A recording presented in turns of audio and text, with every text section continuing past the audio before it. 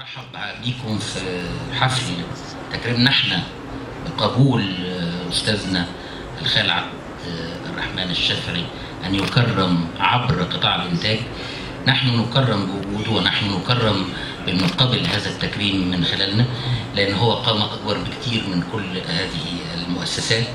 وانا بشوف انه هذا التكريم من ضمن تكريمات عديده يجب ان تكون لاستاذنا الاستاذ عبد الرحمن الشافعي، اللي انا شخصيا في مسيرتي الاخراجيه كنت بشوفه نور كبير، وكنت بشوفه حد من المخرجين اللي الناس بتخش العمل لانه من اخراج عبد الرحمن الشافعي، مش لانه بطوله كذا او كذا.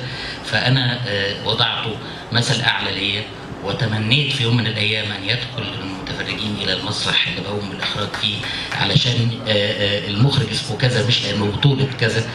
فاستاذ عبد الرحمن كان مثلي الاعلى في هذه المنطقه، وكنت بشوف ان الناس بتتوجه للمذاق الخاص اللي بيقدمه لمسرحه لانه من اخراج عبد الرحمن الشافعي.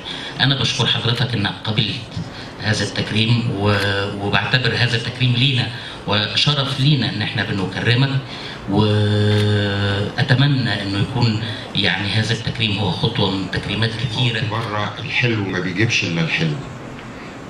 اليوم نلتقي في رحاب مركز الهناجر للفنون لنكرم معا في النسخه السادسه من لقاء الرواد، في النسخه السابعه من لقاء الرواد، علم من اعلام المسرح في مصر، مجاهد من المجاهدين، اعطى الكثير في مجالي المسرح والفنون الشعبيه. انه شيخ الطريقه الشافعيه الاستاذ القدير الفنان عبد الرحمن الشافعي.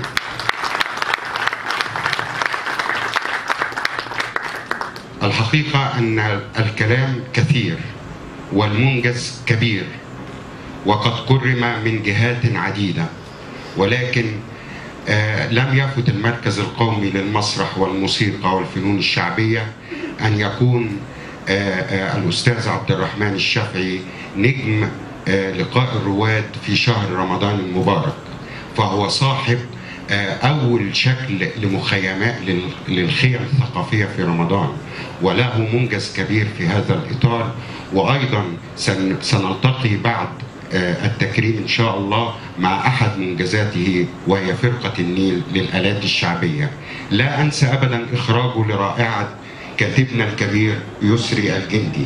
لا أنسى إطلاقا أعماله التي قدمها حتى آخر عمل والذي قدم 2012، وكنا نتحدث عنه الآن مع الأستاذ الفنان خالد جلال، وكنا نتحدث كيف كان جريئا في ظل حكم الإخوان، وكيف وجه النقد قبل الثورة، وكان من المقدمات لهذه الثورة. نعم، إنه الفنان القدير عبد الرحمن الشافعي. والآن أدعو الفنان القدير الأستاذ خالد جلال رئيس قطاع شؤون الإنتاج الثقافي لإلقاء كلمته.